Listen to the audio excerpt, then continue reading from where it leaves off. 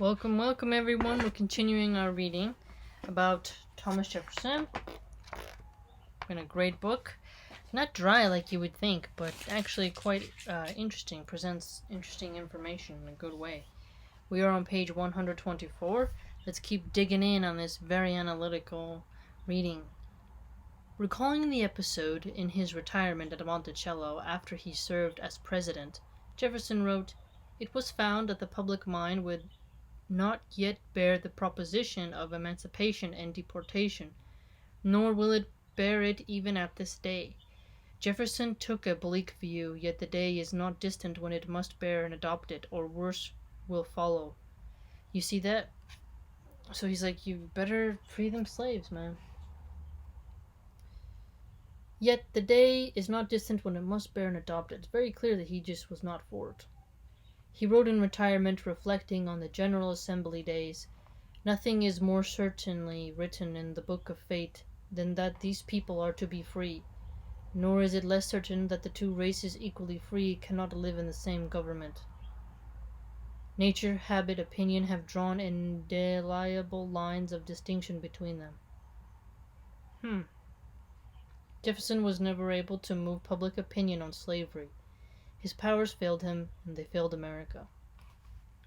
Whether there would be an independent America to stand among the powers of the earth, as Jefferson had put it in the Declaration of Independence, at all was an open question, as 1776 ended.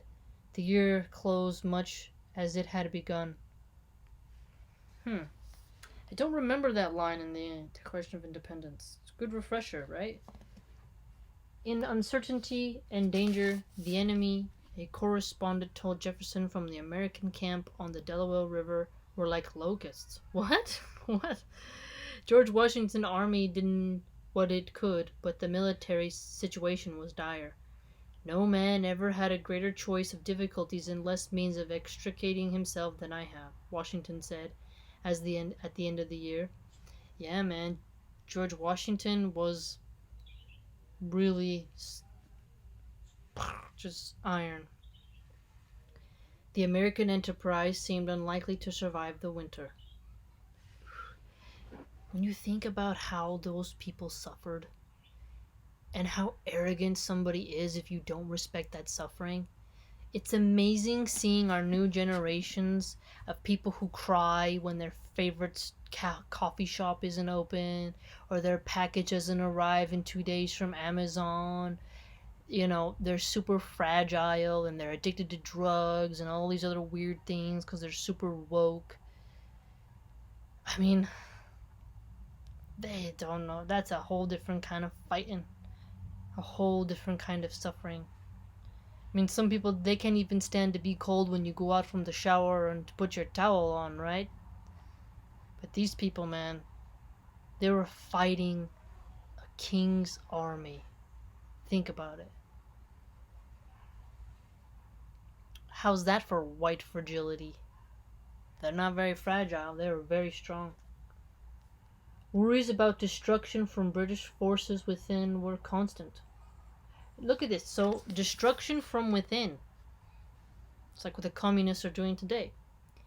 Richard Henry Lee told Jefferson of reports that Germany was attempting to supply Tories in Connecticut. Oh, really? I didn't know that. I forgot. Tories, yeah. So let's annotate Tories, okay? New York and New Jersey. The plan, Lee told Jefferson, was for the British officer John Burgoyne, with 10,000 men, chiefly Germans, to attack Virginia and Maryland. Dang, so even the Germans back then were causing some trouble. Yet we beat the hell out of them in World War II. And now they got somebody really, Angela Merkel isn't perfect, but it's better. It's a form of something. She doesn't seem very proud of Germany. She gets, I saw a video where they were waving the flag and she, told them to stop it. And you're like, why? But she's worried about far-right uprisings, so it's very political in Germany right now. They were just having a protest about wearing masks, I saw this morning. So they got their own problems, right? Just like us. The southern and middle colonies were then to be put under military government. Oh, Military government. His work in Williamsburg at the General Assembly done for the season, Jefferson moved his family. Patty was again pregnant. Back to Monticello, where on Wednesday, May 28, 1777, Patty gave birth to a son. Oh, little baby. The little boy lived only 17 days, dude. Oh. Oh. Oh. The disappointment his wife Patty must have felt. Giving you. Back then, even worse to give birth. There's no medication. Today, you know, you have a tad bit more comforts and different ways to make sure you don't die in the process. There's nurses and doctors. Yet some hospitals are really bad, and a lot of African American women. Sorry, they're not necessarily African. They could be Jamaican or from Haiti.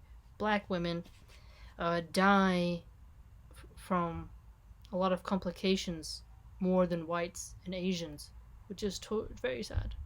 I had a horrible experience in the hospital when I was given birth. Just really bad staff. So it's terrible. You get poor Patty, man. Your cute little baby. You suffer all that pain and it passes away.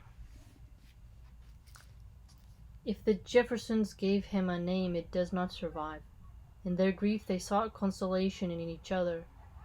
For Patty was soon pregnant again. At home on the 1st of August, 1778, at 1:30 in the morning, Patty gave birth to a little girl who was baptized Mary and called Polly. Oh, so cute. She was to become the only child of Mr. and Mrs. Thomas Jefferson, other than her older sister Patsy, to survive into adulthood. Man, see, women used to get pregnant and their babies would die and they wanted to try again, right? They valued having babies. Today, these women got 3, 4 abortions. There's women who even have 6 abortions. We've totally switched as women, right? Oh, I'll just hook up with anything that walks. Don't use protection. Don't use, contraception. Just use the Tinder app, hook up with somebody, get pregnant, kill the baby, boom. And then they get older and they're depressed and they're 32 and they want to try, and then they find out, hey, your area a little bit damaged, it might be difficult to get pregnant. This has been a problem with people who get repeat abortions and then conceiving later. It's crazy. Wow. Look how Jefferson lost so many kids and stayed strong. It's quite remarkable. Strong man. And he kept on wanting to have children. And there's people today who have one baby and they're just like, I'm gonna abandon her, I'm gonna let her be a single mom, I'm going off, she's crazy. She was just some hot hookup and I don't really want anything to do with it. And then bam. What a crazy time. How much has changed in like 200 something years, man. Despite her illness and pregnancies, Patty Jefferson remained resilient, recording the domestic details of life at Monticello in an account book. Her handwriting was strong and clear. There are doodles, too, suggesting a dreaminess and an active imagination. Like her husband, she had a perfectionist streak. According to a granddaughter, a book of music that Patty Jefferson copied down was free from blot and blemish, which, taken together with her notes on the household, told of neatness, order, good housewifery, that's a cool word, and womanly accomplishment. Alhamdulillah, it's beautiful.